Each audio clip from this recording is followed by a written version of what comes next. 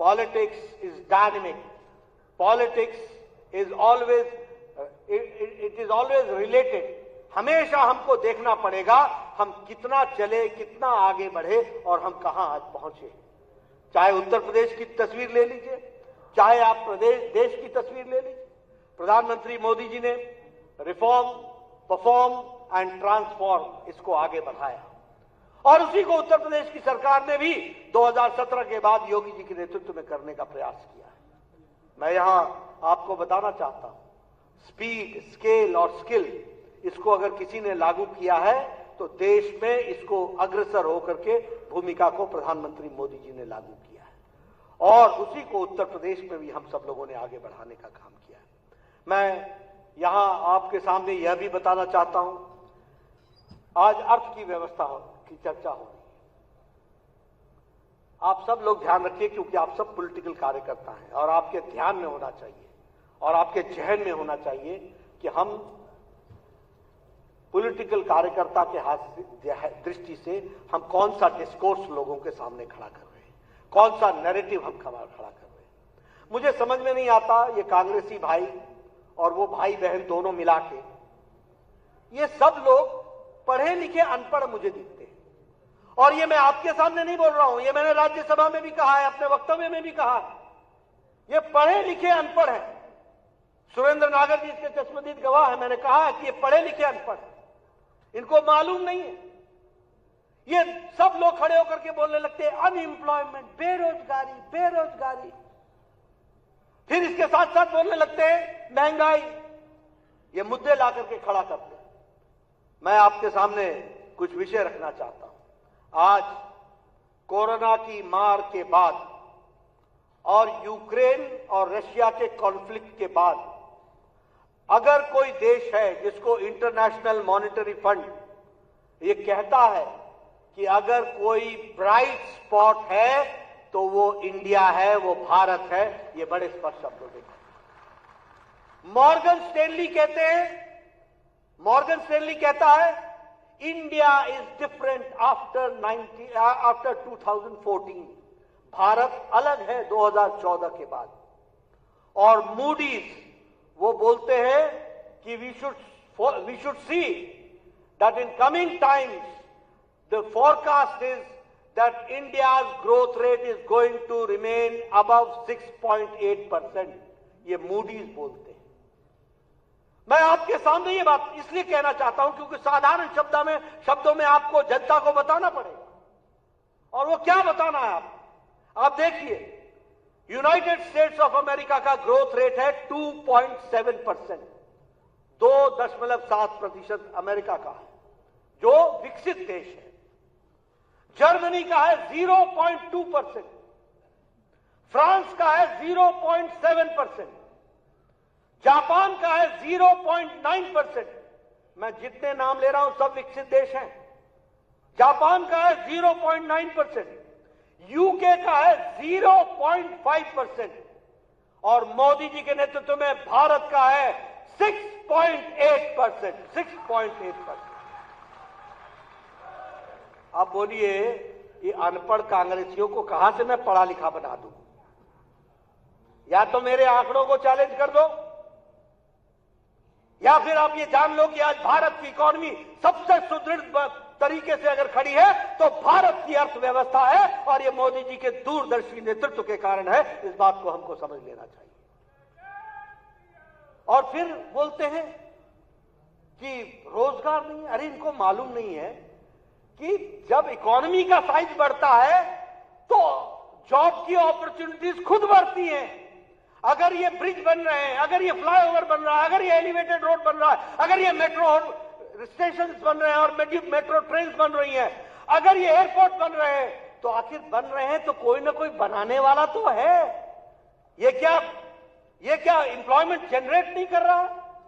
लेकिन अनपढ़ों को कहां पढ़ाया जाए। और मैं दूसरी बात कहता हूं कि भैया इन कांग्रेसियों को मैं स्वास्थ्य मंत्री होकर के आंखें तो इनकी ठीक कर सकता हूं, दृष्टि कहां से लाऊं?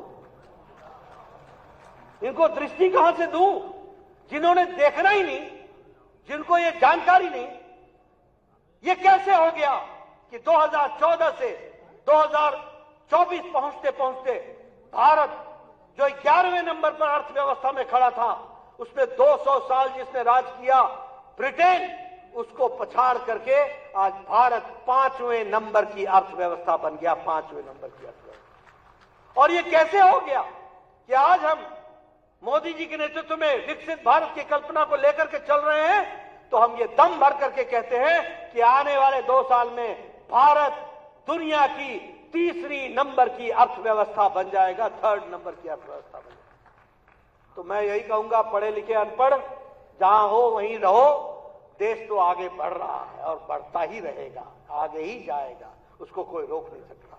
और मैं यहां आपको यह भी बताना चाहता हूं कि आज भारत दुनिया की इकोनॉमी में 15% योगदान आज भारत का हो गया है, 15% कंट्रीब्यूशन भारत का हो गया। और आपको जानकर के खुशी होगी, और वो मैं निश्चित रूप से आपको उसके लिए बधाई भी देता हूं कि आज उत्तर प्रदेश भारत का दूसरा सबसे बड़ा लार्जेस्ट इकोनॉमी बन गया, अर्थव्यवस्था बन गई है। इसके लिए भी मैं उत्तर प्रदेश की सरकार को बधाई देना चाहता हूं। क्या समय था, यहां से पलायन हो रहा था। और ये मैं आप कार्यकर्ताओं से पूछना चाहता हूं, मैं देखिए मैं एक राजनीतिक कार्यकर्ता हूं, राजनीतिक नेता को यह तय करना है कि वह समाज के बीच में कौन सा डिस्कोर्स खड़ा करना चाहता है, और ये मुद्दे हैं जिसको हमको खड़ा करना चाहिए। इसीलिए हम बने हैं और इसी बातों को कहने के लिए हम बने हैं। किस बात के लिए हम तकलीफ में आए, किस बात के लिए हम सोचने में मजबूर हो कि हमें कुछ सोचना है। मैं आपसे पूछना चाहता हूं कि आज जब हम 2nd लार्जेस्ट इकोनॉमी यूपी बन गया, ये यूपी कहां खड़ा था? अरे दिल्ली से बुलंदशहर आते आते तक तो सुबह की सांझ हो जाती थी, और आज मथुरा पहुंचने के लिए कोई व्यक्ति रात को दिल्ली नहीं आता है, बोलता है सुबह 10 बजे बुलाओगे, 8 बजे बुलाओगे, मैं आ जाऊंगा, 2 घंटे में तो पहुंचना है, ये एक्सप्रेस वे पकड़ूंगा और पहुंच जाऊंगा। आप बताइए, एक्सप्रेस वे की बहार उत्तर प्रदेश में लगी है कि नहीं लगी है? जरा जोर से बोलो भाई। मुझे लगता है भोजन के बाद थोड़ी तकलीफ तो होती है, लेकिन बोलिए, झड़ी लगी है कि नहीं लगी है? एलिवेटेड रोड बन रहा है कि नहीं बन रहा है? अंडरपास बन रहा है कि नहीं बन रहा है? बाईपास बन रहा है कि नहीं बन रहा है? मेडिकल कॉलेज की झड़ी लगी कि नहीं लगी? आप बताइए, इंजीनियरिंग कॉलेजेस खुले कि नहीं खुले? आप बताइए, all India institute of medical sciences मिला कि नहीं मिला? ये 10 साल के अंदर, यही मैं ही स्वास्थ्य मंत्री था। पहले तो गोरखपुर जाने का मतलब ये होता था लखनऊ में उतरो, फिर कभी गाड़ी सड़क पर और कभी सड़क गाड़ी पर, दोनों धक्के खाते हुए 4 घंटे 5 घंटे लगा के गोरखपुर पहुंचो, तब जाके जापानीज इंसेफ्लाइटिस का इलाज कराने के लिए डॉक्टरों को लगाओ। आज मैं गौरव के साथ कह सकता हूं कि पूर्वी उत्तर प्रदेश को वाराणसी और Gorakhpur world class health systems को क्रिएट किया गया है, वर्ल्ड क्लास हेल्थ सिस्टम को। लेकिन ये मुद्दे आप जो सारे सतयुगी है ना, वो हाँ बहुत अच्छा बहुत अच्छा। अरे भैया, बहुत अच्छा नहीं, बहुत अच्छा बताना होता है, लोगों को बताना होता है अंधेरा क्या है और उजाला क्या है। ये मुद्दा हमारे सामने होना चाहिए। इसलिए विकास की दृष्टि से आपने सोचा था इंटरनेशनल एयरपोर्ट्स बनेंगे, एक इंटरनेशनल एयरपोर्ट होता था। आपने सोचा था कि एयरपोर्ट्स बनेंगे, आज आगरा जाना हो तो अलग एयरपोर्ट है, लखनऊ आना हो तो अलग एयरपोर्ट है, इलाहाबाद जाना हो तो बात अलग है, और इंटरनेशनल एयरपोर्ट बन रहे हैं। और कौन, और मोदी जी का सपना क्या है कि हवाई चप्पल पहनने वाला हवाई जहाज पर चढ़ेगा, इस बात को पूरा करना है। बोलिए, उसके लिए हमको आगे बढ़ना है कि नहीं बढ़ना है? पूरी ताकत लगानी है कि नहीं लगानी है? यही मुद्दे हैं जिनको हमको आगे करके बढ़ाना। मैं तो बार बार बोलता हूं, आपको बार बार याद दिलाने के लिए बोलता हूं।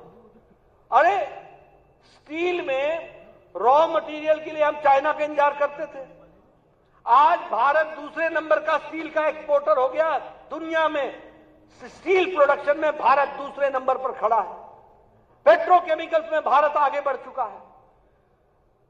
फार्मास्यूटिकल्स की जिम्मेवारी प्रधानमंत्री मोदी जी ने आजकल मुझे दी है, लेकिन चुनाव के दौरान मैं आपको आकर के बताता था कि फार्मास्यूटिकल्स में, दवाई बनाने में भारत दुनिया में दुनिया की डिस्पेंसरी बन चुका है, सबसे सस्ती और सबसे कारगर दवाई, असरदार दवाई आज भारत बना रहा है, भारत। और आपको जानकर के आश्चर्य होगा कि अमेरिका के लोग भी अब भारत के मेडिसिन का उपयोग कर रहे हैं। उनको भी भारत की दवाई सस्ती दिखती है और वो जो प्रोड्यूस कर रहे हैं वो भी भारत की दवाई ले रहे हैं। उसी तरीके से आप देखिए मोबाइल्स की बात मैंने बार बार कही, मैं आज भी आपके सामने कहना चाहता हूं। एक समय में हमारे पास मोबाइल होता था made in China, made in Korea, made in Taiwan, made in Indonesia, ये मेड इन मलेशिया, ऐसे ऐसे मोबाइल लेके हम घूमते थे, पता नहीं क्या क्या नाम होते थे उनके। आज भारत 97% मोबाइल, 97% मोबाइल भारत बना रहा है। एप्पल भी अब भारत में बन रहा है। ये परिस्थितियां बन रही और इसीलिए जब मैं इसकी बात करता हूं तो आपको यह बताना चाहता हूं, आज हम जापान को पछाड़ करके हम तीसरे सबसे लार्जेस्ट ऑटोमोबाइल मार्केट बन गए। अब मैं आपसे एक सिंपल सा सवाल पूछता हूं, दुनिया में तीसरे नंबर का ऑटोमोबाइल मार्केट भारत है। ये गाड़ियां खरीद तो तभी रहे होगे ना जब जेब में पैसा होगा। बिना जेब में पैसे के तुम गाड़ियां खरीद रहे हो और हर साल लाखों में गाड़ियां बन रही हैं और लाखों में गाड़ियां खरीदी जा रही हैं। ये भारत की बढ़ती हुई इकोनॉमी का नतीजा है जिसको हमको ध्यान रखना चाहिए। लेकिन हां, हमारी जिम्मेवारी है कि हम ये सारी बातें सही ढंग से लोगों को बताएं और उनको इन सब चीजों में अपने आप तरीके से जोड़ने का प्रयास करें। प्रधानमंत्री मोदी जी ने टैक्स के डिवोल्यूशन में उत्तर प्रदेश को टैक्स के डिवोल्यूशन में और साथ में इसके साथ साथ जो हम अपना उनको जो ग्रांट्स इन एड देते हैं दोनों में 3.5 गुना का इजाफा किया गया है। 3.5 गुना का इजाफा किया गया और आज जो फंड आपको 1.2 लाख करोड़ रुपए मिलता था, आज 4.4 लाख करोड़ रुपए उत्तर प्रदेश को मिल रहा है विकास के लिए। वो भी हमको ध्यान में रखना चाहिए। आयुष्मान भारत में आपने बहुत अच्छा काम किया है, गरीबों की आपने चिंता की है। मैंने मेडिकल कॉलेज की आपके सामने चर्चा की, 27 मेडिकल कॉलेजेस नए खुले हैं और इस तरीके से काम को आगे बढ़ाने का काम हमारी सरकार ने किया है। मैं इन विषय विकास के बारे में तो आपके सामने बहुत कुछ रख सकता हूं, लेकिन आपका ज्यादा समय न लेता हुआ उत्तर प्रदेश की सिर्फ बात करूं तो फिर चाहे हमारे एथेनॉल के प्रोडक्शन की बात हो, आज मुझे खुशी है आपको बताते हुए और मैं चाहूंगा यहां बैठे हर लोग किसी भी गांव में जाएं, किसी भी चौपाल में जाएं, कहीं भी जाएं, हर एक को एक बात याद दिलाइएगा कि एथेनॉल में भी उत्तर प्रदेश आज नंबर 1 का राज्य हो गया है। नंबर 1 का राज्य हो गया। 118 करोड़ लीटर्स का इथेनॉल आज उत्तर प्रदेश बना रहा है। बताइए, इतना बड़ा काम और इन कामों को हम लोगों के सामने न रखें या उन लोगों को इसकी जानकारी ना मिले, ये हमारे लिए उचित नहीं होगा। इसको हमको ठीक करना चाहिए। उसी तरीके से लगभग आप 1 करोड़ महिलाओं को आप 12,000 रुपए की उनको आर्थिक सहायता साल की दे रहे हैं, उसके लिए भी मैं आपको बधाई देना चाहता हूं। और उसी तरीके से अन्य तरीके से मुझे बताया गया कि हमारे अपने आर्म कांस्टेबलरी में उसमें भी आपने 4 गुना महिलाओं की संख्या को बढ़ाया है। महिला शक्ति को आपने ताकत दी है, उसके लिए भी मैं आपको बधाई देना चाहता हूं। और ये जो सुमंगला योजना है, इसके तहत भी आप लगभग 14 लाख बहनों को इससे आप बेनिफिट दे रहे हैं। तो इस तरीके से कई कार्यक्रमों को आपने आगे बढ़ाने का काम किया है। मैं मित्रों, जब कांग्रेस पार्टी की बात करता हूं तो मैं आपको एक ही बात बताना चाहता हूं कि एक तरफ जब मैं उत्तर प्रदेश की चर्चा कर रहा हूं तो मैं कह रहा हूं कि इकोनॉमी में नंबर 2 पर आकर खड़ी हो गई, इथेनॉल में नंबर 1 पर खड़ी हो गई, इंफ्रास्ट्रक्चर में सबसे आगे आकर के खड़ी हो गई। और एक राज्य आपने कांग्रेस पार्टी को, कर्नाटक को दिया। आज कर्नाटक में फाइनेंस सेक्रेटरी क्या बोलता है कि we are coming to a dead end, हम एक डेड एंड में आ रहे हैं। There is no finance left for development, कोई विकास के लिए, काम के लिए कोई पैसा नहीं रह गया है। ये चीफ मिनिस्टर का फाइनेंशियल एडवाइजर बोल रहा है। आप बताइए, आप वैसी सरकार चाहते हैं या ऐसी सरकार चाहते हैं? जरा जोर से बोलिए, वैसी सरकार चाहते हैं या ऐसी सरकार चाहते हैं? एक तरफ वो है जो बोलता है कि विकास के लिए पैसे नहीं है, और ये ज्यादा दिन नहीं हुए, 1-1.5 साल हुआ है ऐसी सरकार बने हुए। वहां का चीफ मिनिस्टर का फाइनेंशियल एडवाइजर बोल रहा है। आपको मैं इसलिए बताना चाहता हूं कि किस तरीके से कांग्रेस पार्टी हो या अन्य पार्टियां हो कैसी सरकारें चलाते हैं। आप क्या गोमती रिवर फ्रंट का घोटाला भूल गए क्या? चलो आपसे उत्तर प्रदेश की बात कर लेता हूं। लैपटॉप का घोटाला भूल गए क्या? जरा जोर से बोलो भैया, भूल गए क्या? अनाज का घोटाला भूल गए क्या? आप बताइए, ये फूड स्कैम हुआ था उसका घोटाला भूल गए क्या? ये ग्रेटर नोएडा में लैंड का जो आवंटन हुआ था उसका घोटाला भूल गए क्या? आप बताइए, ये पेंशन स्कैम भूल गए क्या? आप बताइए, ये एम्बुलेंस का स्कैम भूल गए क्या? ये फॉर्डर का, एनिमल हस्बेंड्री का फॉर्डर का स्कैम भूल गए क्या? अब आप बताइए, सुशासन और कुशासन में अंतर क्या होता है? कमल खिलता है तो सुशासन आता है, और अगर दूसरे लोग आते हैं तो व्यापारी पलायन करते हैं, बहु बेटियां सुरक्षित नहीं रहती हैं, और घोटाले पे घोटाला होता है। इस तरीके की सरकार बनाती है। मुझे याद है 2019 का नतीजा आना था, योगी जी आपको ध्यान में होगा, किस तरीके से चुनाव के पहले ऐसा समझ बैठे थे कि उनकी सरकार आ रही है, और आने के पहले ही अराजकता शुरू हो गई थी। आप लोगों को याद है कि नहीं याद है? ध्यान में है? किस तरीके से काउंटिंग में आए थे वो लोग? जैसे बरसों की दबी हुई तमन्ना पूरी होने जा रही है। उनको मैं बता देना चाहता हूं, ये जो हमारे भारतीय जनता पार्टी का नेतृत्व है ना, ये ऐसी फौज है जो लग जाए तो सदा सदा के लिए आपको आगे आने से रोक देगी। इस बात की ताकत हम लोग रखते हैं, इसको भी हमको समझ लेना चाहिए। और इसीलिए मैं ये कहना चाहूंगा कि हम भारतीय जनता पार्टी के कार्यकर्ता पूरी ताकत के साथ आगे लगेंगे, और पार्टी को सुदृढ़ बनाते हुए, पार्टी को पूरी ताकत देते हुए हम आगे बढ़ेंगे। मैं यहां यह भी बताना चाहता हूं अंत में, अभी इसी लोकसभा के साथ उड़ीसा का चुनाव हुआ।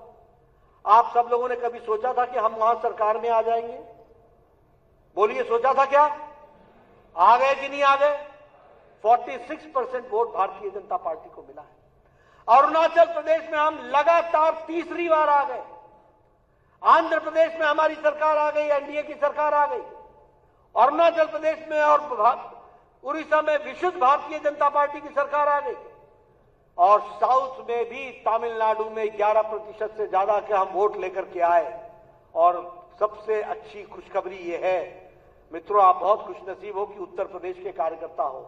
आप उन केरल के भाइयों से पूछो जिन्होंने हजारों की संख्या में अपनी जीवन के दांव में लगा करके उन्होंने लड़ाई लड़ी है, और आज विशुद्ध कमल के निशान पर जीतता हुआ पहली बार लोकसभा में हमारा प्रतिनिधित्व हो रहा है, तो केरल में भी हो रहा है। और हमारा वोट संख्या 3% से बढ़ के 6%, और 6% से छलांग लगाकर 19.7% आकर के खड़ा हुआ। इसलिए मित्रों, भारतीय जनता पार्टी चाहे तमिलनाडु हो, चाहे कर्नाटक हो, चाहे नॉर्थ ईस्ट हो, चाहे त्रिपुरा हो, हर जगह भारतीय जनता पार्टी का कमल खिल रहा है। और इसलिए उसका केंद्र बिंदु, जिसको मैं उत्तर प्रदेश मानता हूं, जो जहां काशी है, जहां हमारी सरकार की गंगोत्री है, वहां कमल पूरी मजबूती से खिला है, खिलेगा, खिलता रहेगा, आगे बढ़ेगा। इस विश्वास के साथ हम सब लोग अपने काम में जुटेंगे। आपने मेरी बात सुनी, आपका बहुत बहुत धन्यवाद। जय भारत, जय उत्तर प्रदेश। अगर आप ये वीडियो YouTube पर देख रहे हैं तो हमारे चैनल को सब्सक्राइब करें और बेल आइकन को दबाना ना भूलें। अगर आप Facebook पर ये वीडियो देख रहे हैं तो हमारे पेज को लाइक करें।